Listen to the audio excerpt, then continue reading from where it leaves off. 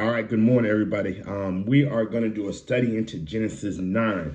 All right, this is a story of Noah, Ham, and the curse of Canaan. All right, this is something that was discussed in Bible class, question and answer. The teachers did not have the proper information. Try to give the proper information and breakdown, but as usual, people get so upset when they're challenged and they don't have the answers. Instead of just be humbly saying, I don't know, and maybe listen to someone who actually has the answer, who actually has studied this. But everyone, it's got to be Bible. It's got to be Bible. And well, it's funny to me because I actually have a degree in biblical studies and Hebrew studies. I doubt there's anyone in the congregation that has that, but then I'm told I don't use Bible. It's really disrespectful, but we're going to break this down and we're going to go verse by verse so that no one can say it's not Bible, and people can see the truth and see that the teachers were in error, and maybe that will cause people to humble themselves a little bit, and when there's someone in the group who is trying to bless them with information, they may want to listen. Maybe that person doesn't know what he's talking about. I don't know. So we want to just go over. All right, so the question is, in the story of Noah, Ham, and the curse of Canaan, what happened in the tent? Okay, what did Ham exactly do to Noah to cause him to curse his son Canaan? All right, so that's the story. So the story breaks down, says, following the story of the flood, Noah plants a vineyard against drunk in his tent. All right, this is Genesis 9:22. It says, Ham, the father of Canaan, saw his father's nakedness and told his two brothers who were outside. When Noah woke from his drunken stupor, he learned what his youngest son had done to him. So he said, cursed be Canaan, the lowest of slaves will he be to his brothers. All right. So you read this story, parents. So we're going to get into how the phrase seeing someone's nakedness every other time in the Bible relates to some type of sexual sin or some type of sexual perversion. All right. And that was the issue of confusion, where the teachers just weren't versed in that because they probably have not studied Hebrew. All right, and they did not allowing the Bible to interpret itself. So they're saying, "It's got to be Bible, got to be Bible." Like, no, y'all are not Bible, because if you as teachers, you're supposed to have a little bit more understanding. So again, so many many people have said there's a couple of different things. The teachers are saying that he just looked at him, and just looking at him naked got a curse. All right. There's also some that said that some type of sexual homosexual and ancestral act occurred. Okay, that's option 2. And then option 3 would be him when you uncover someone's nakedness, that means to sleep with their wife. In some instances of the Bible. So again, the teachers are teaching that there was a huge curse just based on the look, which really, that logically doesn't make sense. So we got to figure out, was it a homosexual act of incest, or was it sleeping with his father's wife? Okay, so now we're going to go to verse 9:24. It says, Noah woke from his drunken stupor and knew, all right, key word, and knew what his younger son had done to him. All right, key words, all right. If his son had only looked at him, how would Noah have known when he awoke that this occurred? All right, because if you're asleep, if you're drunk, all right, you're asleep. If somebody comes in the room and looks at you and walks out, you're asleep. You have no idea that anybody was there. They didn't wake you up. You have no idea. All right, and then also if you look at the words and knew what his youngest son had done to him, there was something. Done means it was an action. All right, it implies that there was something that was done to you, all right, physically, and that's beyond just looking, all right, something that was done. All right, so the statement that Noah knew what was done to him after waking from his drunken stupor contrasts with Lot, all right, the story of Lot, who was similarly sexually abused by his daughters while he was drunk. And we can read that in Genesis 19:35. We go to Genesis 19:35.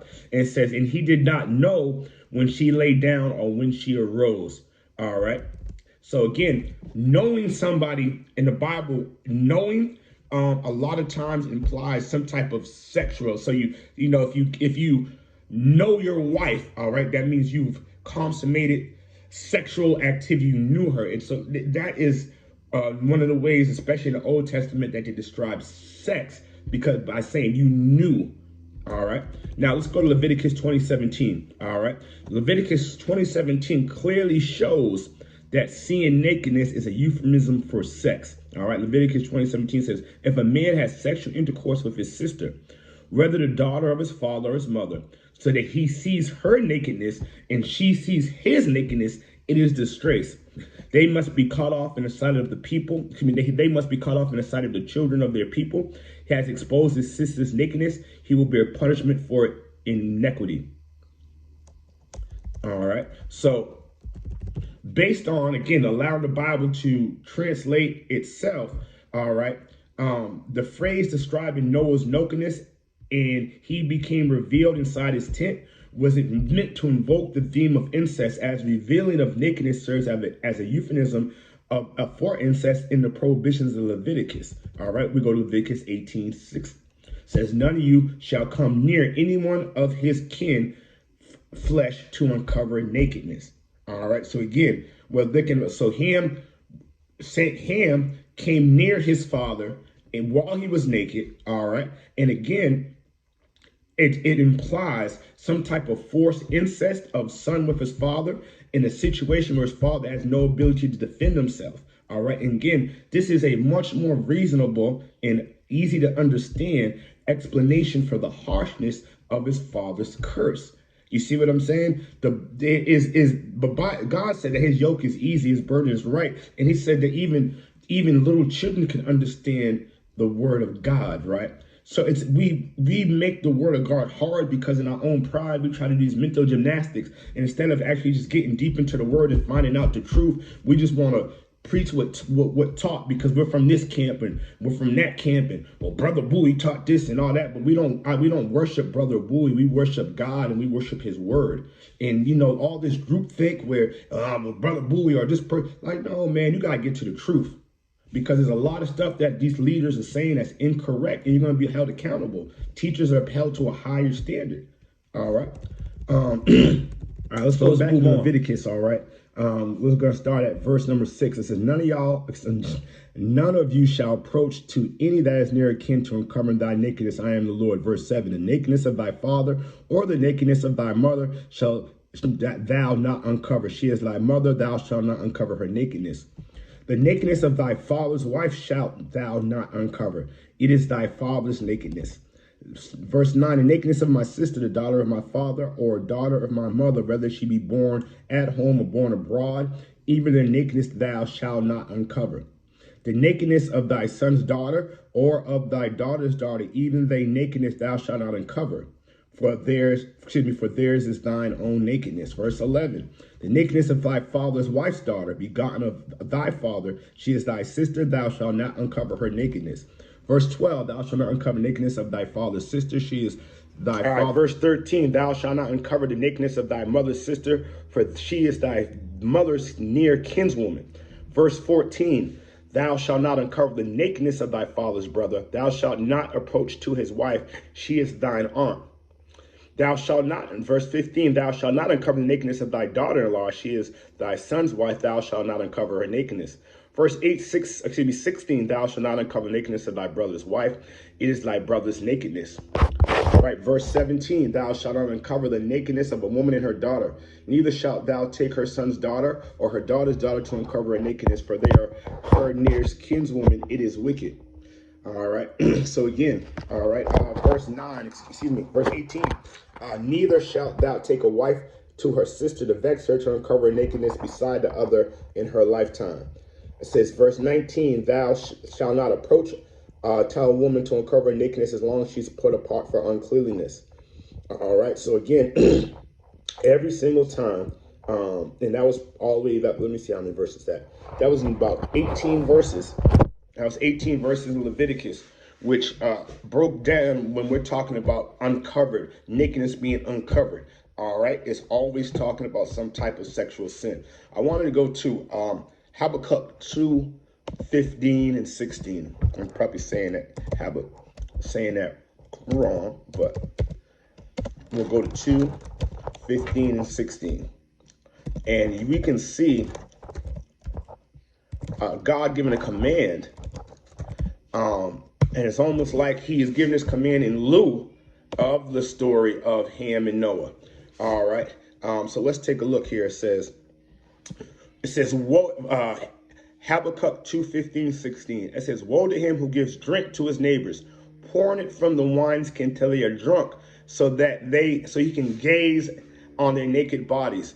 You will be filled with shame instead of glory. Now it's your turn. Drink and let your nakedness be exposed. So again, talking about someone being drunk, and then in being drunk, someone gazing at their naked bodies, but it's just not a look. It's a sexual look. It's something. It is. If you see a woman sitting there naked and you gaze and you're like, man, I'm about to. You see what I'm saying? It's that type of. It's not just the act of looking. It's the intent of the heart and the actions that follow when you see someone naked in a position that you can take care of, take advantage of them.